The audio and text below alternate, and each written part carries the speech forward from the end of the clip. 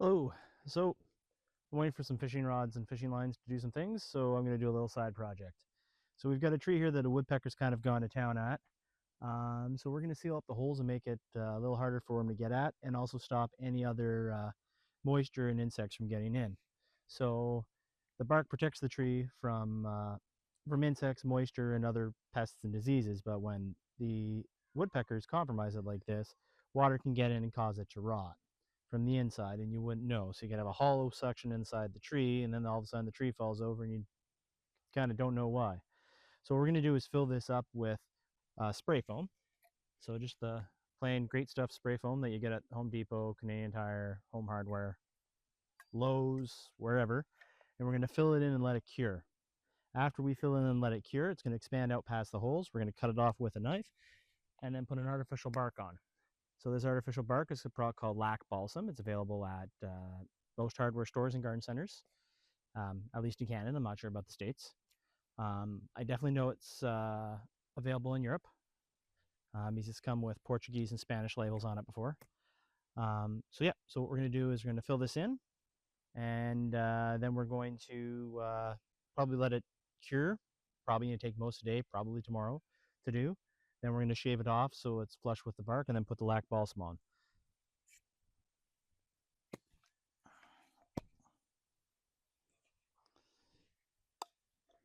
The real trick about doing this is not getting the foam all over you. Do the small holes first.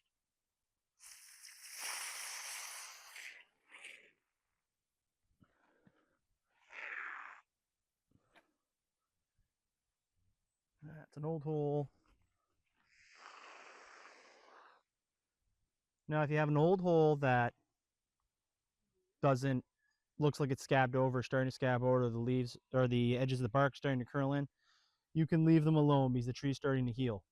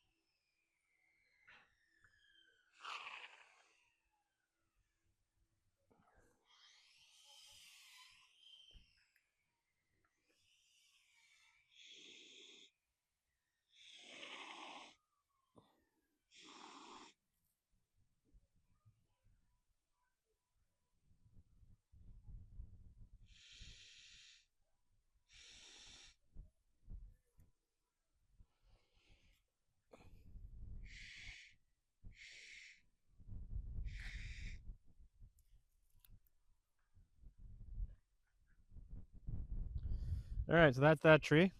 Got two more to do, but I'll do the rest off camera. Because I ain't touching the camera now.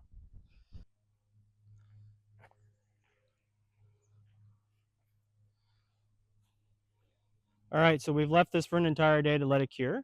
So the next thing we're gonna do is cut off all the foam to make it flush with the bark, so then we can put on our lac balsam. Lac balsam comes out like toothpaste and has a brush. So it has a brush on tip. So at this point, my microphone died and I didn't realize it and kept talking. So the first thing we're going to do is shave off all of the foam to make sure it's flush with the bark and that there's no gaps.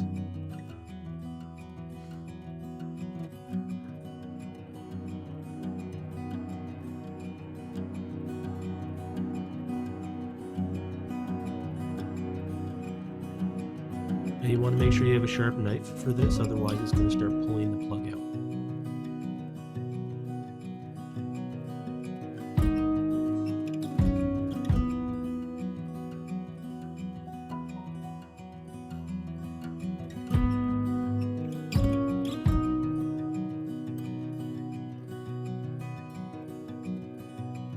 Be especially careful on the large ones because they do like to pull out completely.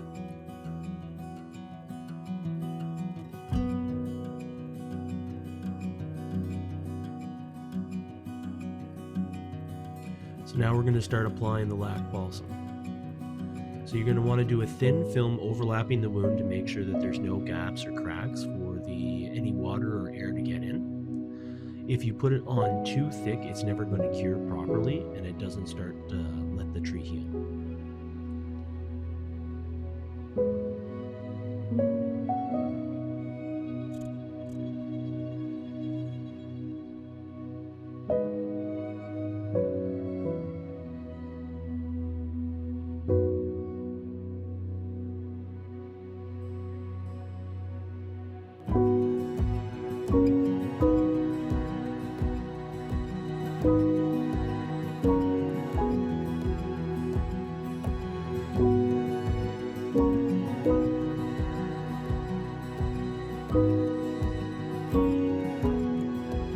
Lac balsam comes out green, as you can see here, so it matches into the bark, starts to look like moss on the bark. So it's not glaring like the older tar or the asphalt-based products that used to be used. It's a lot healthier for the tree too. So lac balsam is wax-based, so it's safe for the tree. It can get absorbed by the tree because the tree will eventually start to scab over it and heal over itself.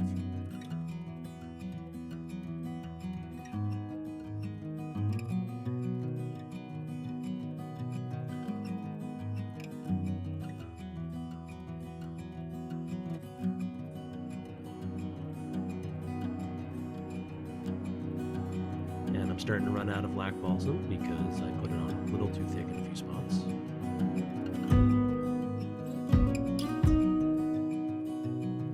But you can stretch it and it actually goes a long way. So that's the small tube. There is a larger tube and there is a larger tub that you can get it in as well, which comes with sort of a spatula instead of a brush.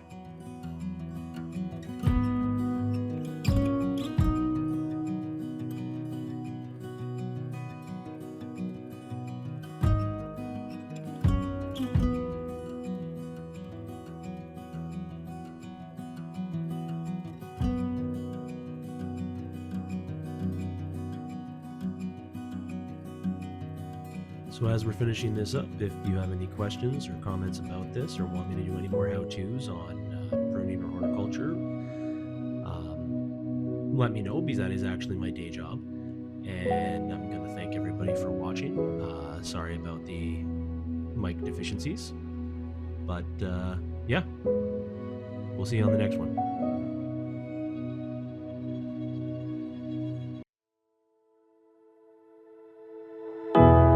If you like this content and want to watch more from Occasionally Outdoors, please remember to like and subscribe. Thanks for watching!